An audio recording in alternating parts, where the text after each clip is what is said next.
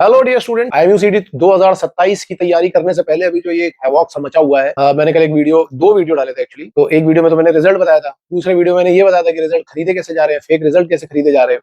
ठीक है।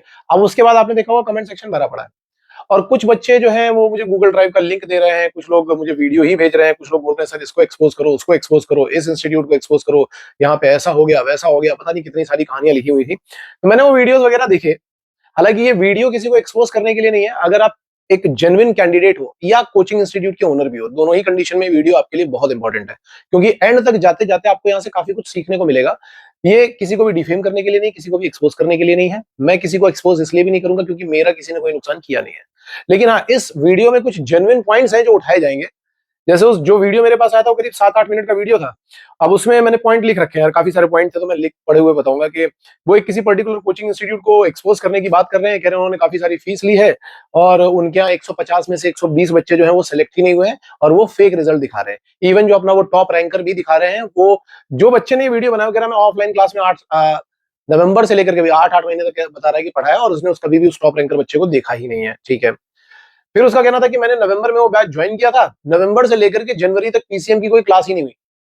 आप समझ रहे हो, IMUCD की प्रिपरेशन में पीसीएम की क्लास ही मिसिंग थी। अच्छा जी, ठीक है। फिर उसके बाद पीसीएम की क्लास हुई होंगी या जो भी हुआ। अच्छा, कुछ बच्चों ने ये भी कमेंट किया है कि सर जो पीसीएम के जो इंपॉर्टेंट टॉपिक होते हैं, जो 4-5-6 या 8-10 लेक्चर में खत्म होने चाहिए, वो एक एक लेक्चर में केवल सरफेस लेवल पे पढ़ा करके खत्म कर दिए गए। उनका कहना है इनएक्सपीरियंस टीम है, टीचर्स तो है ही नहीं, लड़के ही पढ़ा रहे हैं और उनको कोई एक्सपीरियंस नहीं है। ठीक है। और जो लोग पढ़ा रहे हैं वो ज्यादातर किस पे, इंग्लिश पढ़ लो, ये ज्योग्राफी पढ़ लो, जीके पढ़ लो, केवल यही चीज पढ़ाते रहते हैं क्योंकि इस पे उनकी थोड़ी बहुत कमांड है, तो यही चीज पढ़ाते रहते हैं। और ज्यादा इंटरव्यू और स्पॉन्सरशिप को वो देते हैं, और इसकी वजह से उनके यहाँ से IMUCD के सिलेक्शन नहीं हो पाए हैं।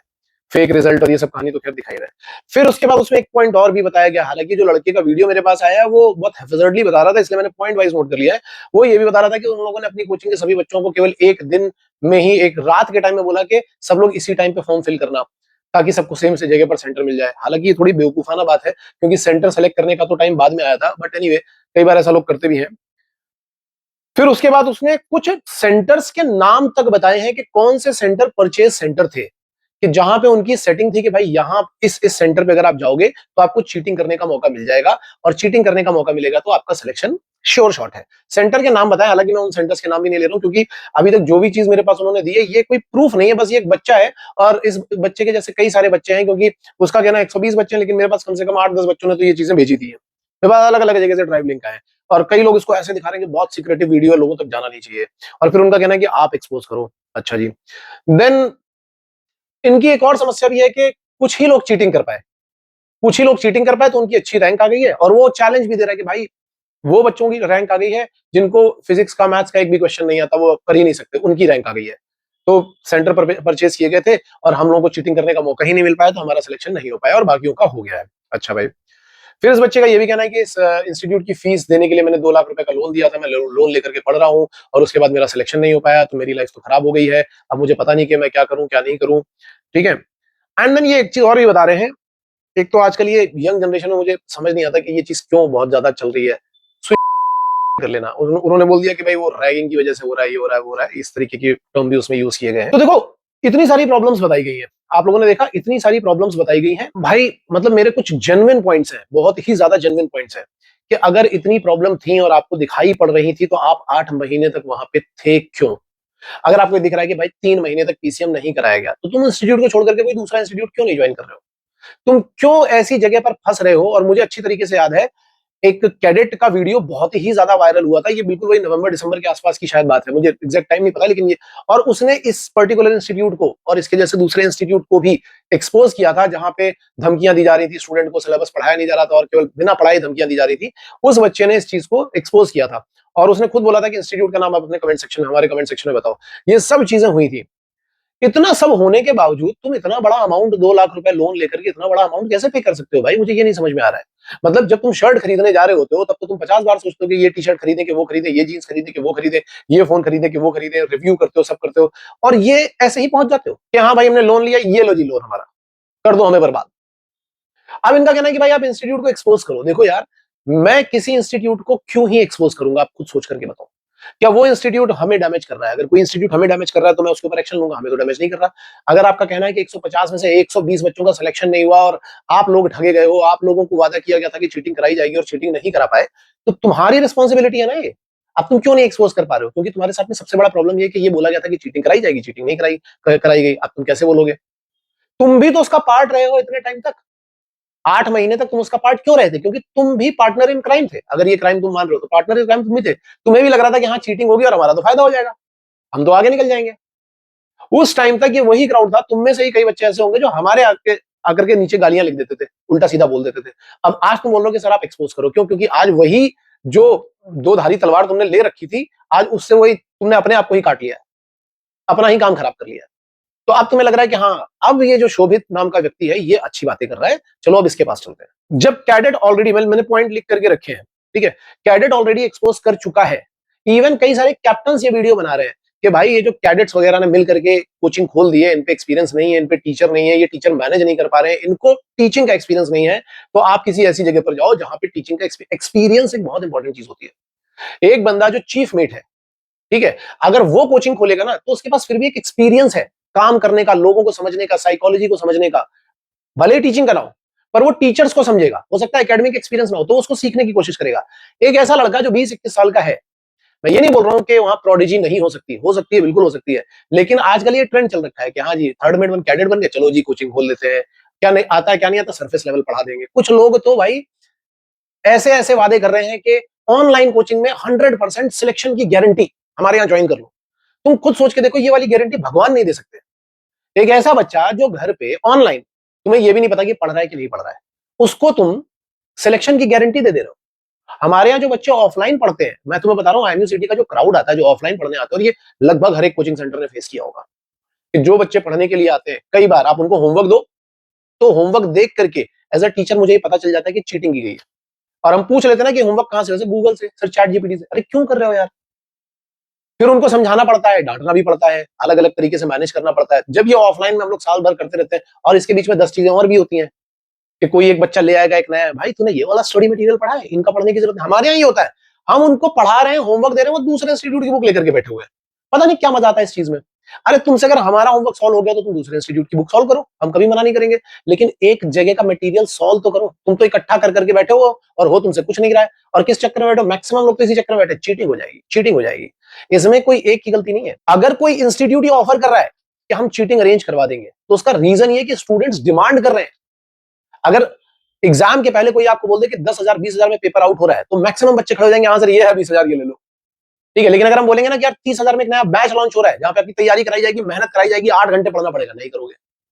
अभी भी कमेंट सेक्शन में आता है कि सर हमें ये बता दो कि 2027 की तैयारी कैसे करनी है। मैं वीडियो बना दूंगा, मैं बता रहा हूं, कोई देखेगा ही नहीं। क्यों? क्योंकि उसमें मेहनत करनी है, डिसिप्लिन चाहिए, कंसिस्टेंसी चाहिए, जान लगानी पड़ेगी, एनालिसिस करनी पड़ेगी, अपनी गलतियां निकालनी पड़ेगी, खुद को करेक्ट करना पड़ेगा। ये प्रोसेस डिफिकल्ट होता है और ये आप नहीं करना चाहते हो। इसकी वजह से आप क्या देखते हो कि शॉर्टकट क्या है? चीटिंग। और कोई अगर आपको ऑफर कर दे कि भाई हम कराएंगे चीटिंग, हमारे सेंटर के साथ में है 60 आ जाओ यहाँ पे, हम यहाँ करा दें। अब उनका कहना है कि सर एक वो पर्टिकुलर यूनिवर्सिटी है, उसके लिए उन्होंने पहले एक फॉर्म भरवाया, फिर उसके बाद उन्होंने बोला नहीं नहीं नहीं नहीं, अब हमारे लिंक से दोबारा फॉर्म भरो। अब उसके बाद वहां पे किसी का सिलेक्शन ही नहीं हो रहा है और वो इतने इतने पैसे लेकर के बैठ गए हैं। इसको एक्सपोज, अरे तुम इस भरोसे बैठे ही क्यों हो कि कोचिंग इंस्टीट्यूट सेटिंग लगा करके तुम्हारा एडमिशन करा देगा? मान लो एक कोचिंग इंस्टीट्यूट ने सेटिंग लगा करके तुम्हारा एडमिशन करा दिया। एक, बल्कि मेरे पास तो लास्ट ईयर ऐसी भी चीजें आई थी कि वो बोल रहे थे कि यहाँ पे एक मैरीटाइम एमटीआई है, मैरीटाइम ट्रेनिंग इंस्टीट्यूट है यही दिल्ली एनसीआर में, जहां पे एक बंदा ट्रेनिंग एंड प्लेसमेंट भी देखता है और उसकी कहीं किसी कोचिंग से सेटिंग है और वो पैसे लेकर के रिटर्न क्लियर करा देता है, इंटरव्यू आपकी जिम्मेदारी। लास्ट टू लास्ट ईयर भी ऐसा हुआ था कि उसने ऐसा करवा लिया था, मुझे पता भी चल गया था कि ऐसा करवा लिया गया है, क्योंकि कई ऐसे बच्चे रिटर्न क्लियर कर गए थे जिनको रिटर्न की भी स्पेलिंग नहीं लिखनी आती होगी, वो रिटर्न क्लियर कर गए थे और थोड़े बहुत इंटरव्यू भी मैनेज कर लिए थे, बट उनकी एमयूसिटी में रैंक नहीं आई। तो तुम ये सोचो ना कि तुम चीटिंग करके पहुंच भी जाओगे तो डीएनएस कैसे क्लियर करोगे? बीच में छोड़ करके भागना पड़ेगा। लेकिन नहीं, तुम्हें तो चाहिए शॉर्टकट। जब हम ये सारी बातें करते हैं, मैंने कई सारे पॉइंट लिखे, मैं आपको एक एक चीज एक्सप्लेन कर दूंगा। जब हम ये सारी बातें करते हैं ना, अब इसमें होगा क्या, जैसे मैंने आपको बता दिया कि इसमें कोचिंग इंस्टीट्यूट की भी गलती है, इसमें बच्चों की भी गलती है। कई बच्चे नीचे आकर के कमेंट क्या लिखते हैं, सर हमने ना आपके कोचिंग क्लास के बच्चों को भी चीटिंग करते हुए वहां पे पकड़ा था, हमने वहां पे देखा था। एक लड़के ने कमेंट लिख रखा है कि सर उसने नाम लिख रखा है। अब जब आप नाम लिख रहे हो तो सीधी सी बात है कि किसी दूसरे इंस्टीट्यूट के तो हो नहीं, हमारे ही वाले हो, हमारे यहाँ पे पढ़ रहे होगे, ठीक है। किसी दूसरे को तुमने चीटिंग करते हुए शायद देख लिया हो, या तुम्हारी कोई पर्सनल जेलसी खुन्नस हो, क्योंकि डिपेंड करता है ठीक है, अब तुमने देखा और तुमने, अब हो क्या रहा है, वो लिख रहा है कि इस लड़के ने सर चीटिंग करी थी। वो लड़का नीचे कमेंट लिख रहा है कि भाई चीटिंग करी होती है ना, जिस लड़के का नाम लिख रहा है वो पढ़ने में ठीक बच्चा है, मैंने खुद पढ़ाया हुआ है, और उसकी रैंक आई है 13,000 समथिंग, वो खुद लिख रहा है कि भाई चीटिंग करी होती तो मेरी 13,000 रैंक नहीं आती। तो दूसरा लड़का लिख रहा है मैंने तुझे वहां पे चीटिंग करते हुए देखा था। भाई तूने अगर उसको चीटिंग करते हुए देखा था तो रिपोर्ट क्यों नहीं किया उसी टाइम पे? क्योंकि तुझे भी उम्मीद थी कि थोड़ी बहुत तो मुझे भी मिल जाएगी। अब जब नहीं मिल पाई और तेरा सिलेक्शन नहीं हुआ तो तुझे हो रही है जलन। ठीक है, अब चीटिंग करी थी या नहीं करी थी एक अलग बात है, हो सकता है कुछ लोग जेलसी में लिख रहे हो सकता है किसी ने किसी को चीटिंग करते हुए देखा भी हो, लेकिन जब आप चीटिंग करते हुए देख रहे हो तो चुपचाप क्यों बैठे हो? क्यों रिपोर्ट नहीं कर रहे हो कि सर मैंने इसको चीटिंग करते हुए देखा है या मैंने इसके पास में मोबाइल देखा है? कुछ तो हुआ होगा, करो रिपोर्ट वहां पे। क्योंकि वो आदमी अगर तुम्हें दिख रहा है कोई चीटिंग करता है तो वो तुम्हारा करियर खा रहा है, और अगर तुम जेलसी में ये सारी बातें लिख रहे हो तो भाई तुमसे ज्यादा बेवकूफ तो कोई है ही नहीं। तो कमेंट में ये लिखने की बजाय कि मैंने इसको चीटिंग करते देखा था, मैंने उसको चीटिंग करते हुए देखा था, तुम पहले अपने कैरेक्टर को झांको। तुम ये बोल रहे हो कि कोचिंग इंस्टीट्यूट को एक्सपोज करो, हो सकता मैं खुद बोलता हूं कि भाई कुछ कोचिंग इंस्टीट्यूट ही हैं जो ढंग से पढ़ा रहे हैं, और अगर उन इंस्टीट्यूट का कोई बच्चा चीटिंग करते हुए पाया जाता है तो उसकी कोई रिस्पॉन्सिबिलिटी नहीं है। मेरे यहाँ पे जो बच्चे पढ़ने आते हैं उनमें से कई बच्चे चीटिंग करते हैं जब हम टेस्ट ले रहे होते हैं। अब 60 के 60 बच्चों टेक्नोलॉजी का यूज कैसे कर रहे हैं कि मोबाइल पे टेस्ट पेपर हमने ऐप करवा रखा है कि ऑनलाइन टेस्ट का इनको फील आएगा, वो ऑनलाइन टेस्ट में सर्कल मार मार करके गूगल लेंस और पता नहीं क्या क्या डाल करके वहीं चीटिंग कर रहे हैं। ये करने के बाद होगा क्या? इससे हो गए तुम सक्सेसफुल हो गए, फेल होकर के बैठे हुए हो। अब जब ऐसे बच्चे को हम पकड़ते हैं तो हमारे बिल्कुल स्ट्रिक्ट रूल है कि अगर आप चीटिंग करते हुए पकड़े गए हो तो आपको एक अल्टीमेटम दिया जाएगा, फिर निकाल दिया जाएगा। अल्टीमेटम, एक तो अल्टीमेटम देना ही पड़ेगा ना, तो एक अल्टीमेटम देते हैं तो तुरंत हाथ पैर फूल जाते हैं। पर आदत आपने क्या बना रखी है? चीटिंग करने की बना रखी है। तो एग्जाम में जाकर के क्या करोगे? चीटिंग ही करोगे। जब तुम होमवर्क में चीटिंग कर रहे हो, टेस्ट में चीटिंग कर रहे हो, इवन क्विज में चीटिंग कर रहे हो, एक बच्चा चीटिंग कर रहा है, दूसरा उसका वीडियो बना रहा है, उसने मुझे दिखाया, अब मैं कैसे इसको ठीक करूं? मैं बोल रहा हूं भाई पढ़ो। पहले हम क्या करते हैं, 6 दिन लेक्चर चल रहे हैं, 7वें दिन टेस्ट हो रहा है, उसी टेस्ट की आपको उसी दिन एनालिसिस लिखनी है, और अगले मंडे को क्या होगा कि हम आपकी काउंसलिंग करेंगे अगर आपके नंबर खराब आए। डांट नहीं रहे, पनिशमेंट नहीं दे रहे, काउंसलिंग कर रहे हैं कि कैसे इंप्रूव किया जा सकता है ग्रेजुअली। और तुम क्या चूज कर रहे हो इन सब के ऊपर? चीटिंग। इन सब के ऊपर आप क्या चूज कर रहे हो? चीटिंग। तो भाई जो प्रॉब्लम आज आप फेस कर रहे हो ना, ये खाई आपकी ही बनाई हुई है, क्योंकि आप लोगों ने सोचना बंद कर दिया है। एज अ स्टूडेंट आपने सोचना बंद कर दिया है कि सही तरीका क्या है। आज भी जो बच्चे जेन्युइन तरीके से पढ़ाई कर रहे हैं वो अच्छी रैंक लेकर के आ रहे हैं। हाँ, एक जेन्युइन बच्चा अच्छी रैंक नहीं लेकर के आ सकता है, ये इंस्टीट्यूट की रिस्पॉन्सिबिलिटी है।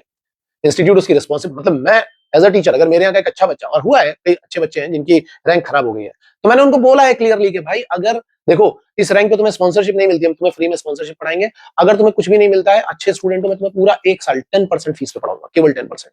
हाँ, फीस जरूर लूंगा क्योंकि फ्री की चीजों की कोई वैल्यू नहीं करता। ठीक है, अब इसके बाद एक और वो इन्होंने केस उठा दिया कि सर बहुत रैगिंग होती थी उस क्लास में और उस रैगिंग के बाद वहां से निकाल दिया गया। तो भाई आप लोगों ने रैगिंग के लिए उनसे कोई रूल डिमांड क्यों नहीं किया? एक जो जेन्युइन कोचिंग इंस्टीट्यूट होता है, हमारे यहाँ रैगिंग के बिल्कुल सिंपल से रूल है। रैगिंग किस बेसिस पे हो सकती है कि आप किसी का मजाक उड़ा रहे हो? अगर आपने, बिल्कुल साइन करवाता हूं मैं पेपर पे, अगर आपने किसी को कास्ट के बेस पे, कलर के बेस पे, रिलीजन के बेस पे डिस्क्रिमिनेट किया, कोई क्वेश्चन नहीं पूछा जाएगा, इमीडिएटली निकाल दिया जाएगा। अगर आप अल्कोहल या स्मोकिंग करते हुए वहां पे कहीं पे भी पाए गए, आपसे कोई क्वेश्चन नहीं पूछा जाएगा, कोई फीस रिफंड नहीं की जाएगी, इमीडिएटली डिसिप्लिनरी एक्शन के साथ में निकाल दिया जाएगा। ठीक है, तो ये रूल बने हुए हैं। अब अभी हमारे साथ में अभी ऐसा हुआ कि कोई एक बच्चा था जिसका नाम लोग बिगाड़ देते हैं ना, नाम बिगाड़ दिया था उस बच्चे का, और नाम बिगाड़ करके उसको चिढ़ा रहे थे, वो एकदम घर से भी परेशान होगा। ठीक है, वो एकदम रोने लगा और जोर जोर से चिल्लाने लगा, गाली वाली देने लगा। मैं नहीं था उस टाइम पे।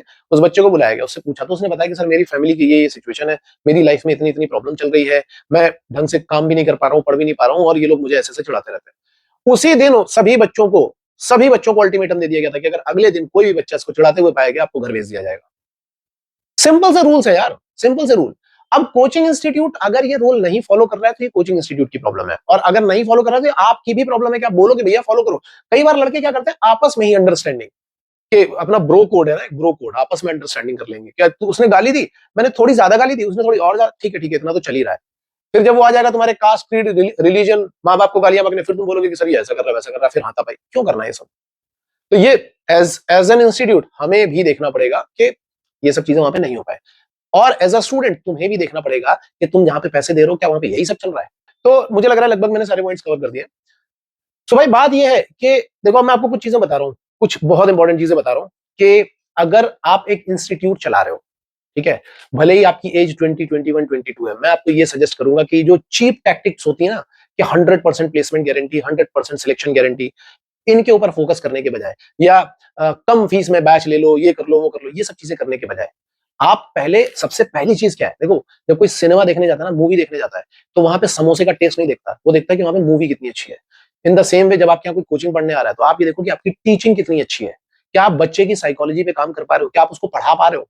पढ़ाना उसका आईक्यू ठीक करना है, क्या आप उसके इमोशंस पे काम कर पा रहे हो, क्या आप 1 to 1 उसके साथ में काउंसलिंग कर पा रहे हो, आप उसकी प्रॉब्लम समझ पा रहे हो, और प्रॉब्लम समझने के बाद क्या आप उसको ठीक कर पा रहे हो। अगर आपने ये नहीं किया है, तो मैं कोचिंग इंस्टीट्यूट को सजेस्ट करूंगा कि आप भाई सबसे पहला काम ये करो कि आप खुद कुछ कोर्सेज करो, ये सीखने के लिए कि स्टूडेंट साइकोलॉजी क्या होती है और स्टूडेंट को उसकी सिचुएशन, उसकी कंडीशन से कैसे ग्रो किया जा सकता है, उसको कैसे अच्छा बनाया जा सकता है। इंस्टेड ऑफ वो क्या कर रहे हैं कि दूसरे कैडेट, जो कैडेट अभी इंटरव्यू की तैयारी कर रहा है वही इंटरव्यू ले रहा है, उसको 7 रुपए ले लो बेटा, 5 रुपए ले लो, 15 रुपए ले लो और इंटरव्यू ले लो, ये सब करने के बजाय, या ये जो चीप मार्केटिंग टैक्टिक्स है कि इंस्टीट्यूट के जो बच्चे पढ़ रहे हैं उन्हीं बच्चों को कि भाई तू इतने सिलेक्शन करा दे, इतने एडमिशन करा देगा तो तुम्हें इतना, ये सब कर, एडमिशन तुम्हारे पास अपने आप आ जाएंगे।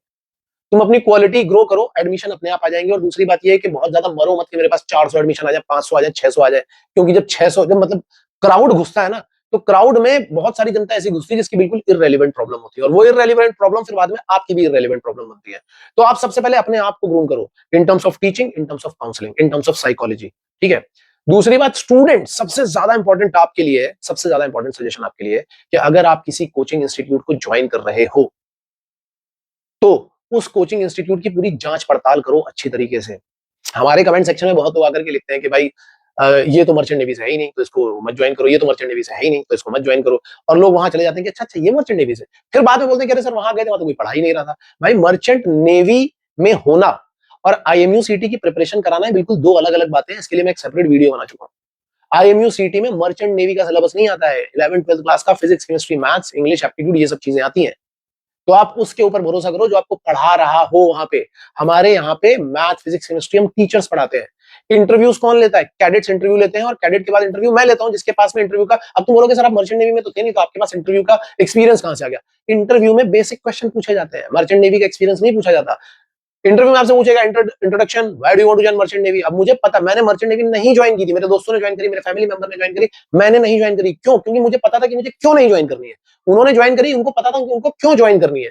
ठीक है, आज वो क्या प्रॉब्लम फेस कर रहे हैं, मैं क्या प्रॉब्लम फेस कर रहा हूँ, बिल्कुल अलग अलग सेट है, लेकिन मेरे पास इतना एक्सपीरियंस है कि मैं लोगों की बातें सुन करके समझ सकता हूं कि मर्चेंट नेवी क्यों ज्वाइन करनी है, मर्चेंट नेवी का पॉजिटिव क्या है, नेगेटिव क्या है, क्या इन नेगेटिव को एक्सेप्ट करके हम मर्चेंट नेवी ज्वाइन कर सकते हैं कि नहीं कर सकते हैं। ठीक है, आपकी स्ट्रेंथ क्या है, वीकनेस क्या है, इसमें मर्चेंट नेवी का कोई लेना देना नहीं है कि आपकी स्ट्रेंथ क्या, आपकी वीकनेस क्या है। सिचुएशन बेस्ड क्वेश्चन में मर्चेंट नेवी का कोई लेना देना नहीं है। फिजिक्स पूछी जाती है उसमें जो मुझे आती है, मैथ पूछी जाती है जो मुझे आती है, ज्योग्राफी पूछी जाती है जो मुझे आती है, तो मैं उतने लिमिटेड क्वेश्चन प्रिपेयर करके पूछ सकता हूं। ठीक है, तो तुम लोग अपना दिमाग लगाओ पहले, बाद में छाती पीटा करो कि यार छाती पीटने वाली कंडीशन ही क्यों आ रही है। तुम जब 1 लाख 2 लाख रुपए खर्च करने जा रहे हो कहीं पे एक ढंग के इंस्टीट्यूट में, ऐसे इंस्टीट्यूट में क्यों घुस रहे हो जहां एक के अलावा दूसरा बैच ही नहीं बन रहा है। एक ही बैच में हर कोई घुसा जा रहा है, एक ही बैच में, एक ही बैच में, एक ही बैच में, जहां पे सिलेबस ही नहीं कंप्लीट हो रहा है। भाई हम यहाँ पे गारंटी लेते हैं कि एक सिलेबस कंप्लीट होने के बाद एक रिवीजन करेंगे, दूसरा भी करवा देंगे, दूसरे की गारंटी नहीं लेते, लेकिन सिलेबस कंप्लीट होगा। अब जैसे हमारा प्लान है कि हाँ भाई अभी हमने अगर सिलेबस स्टार्ट किया तो पहला हम सितंबर एंडिंग और अक्टूबर फर्स्ट वीक तक खत्म कर देंगे, एंड देन उसके बाद 12th का रिवीजन स्टार्ट होगा, फिर बाद में 11th स्टार्ट करेंगे, फिर उसका रिवीजन होगा, ओवरऑल रिवीजन होगा, टेस्ट पेपर्स होंगे, मॉक टेस्ट। अब कई बच्चे इसमें से बीच में भागने लगते हैं, पैसा बचा ले, ये कर ले, वो कर ले, तो ये तुम लोग कर रहे हो यार। ये बात बहुत कड़वी हो सकती है, तुम्हें बहुत कड़वी लग सकती है, लेकिन ये कड़वी चीज ही सच्चाई है। अगर तुम्हें लाइफ में ग्रो करना है ना, तो याद रखो गिव एंड टेक के बिना कुछ नहीं होता। ठीक है, मेरे पास है Maruti Nexa, chip seller Sunil के पास है बीएमडब्ल्यू। अब नेक्सा के अपने फायदे नुकसान है, बीएमडब्ल्यू के अपने हैं।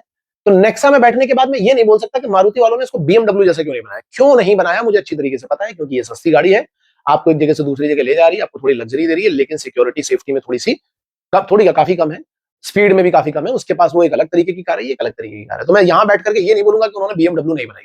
अब आपको मेरे ख्याल से बात समझ में आ गई होगी, और अगर अभी भी बात नहीं समझ में आ रही है ना, तो घंटा 2 घंटा ये रील स्क्रॉल करना बंद करो, ठीक है, यूट्यूब शॉर्ट देखना बंद करो, और 2 घंटे बैठ करके सोचो, क्योंकि तुम्हारी आगे के 50 साल इसी पे डिपेंड करने वाले हैं। उम्मीद है कि आपको ये बातें समझ में आई होंगी, क्योंकि इसके बाद अब इस टॉपिक पे मैं कोई वीडियो नहीं बनाने वाला, क्योंकि कल से लेकर के अभी तक 15-20 बच्चे मुझे बोल चुके थे कि सर बनाओ बनाओ बनाओ, मैं इसके ऊपर नहीं बनाऊंगा। Okay, all the best guys.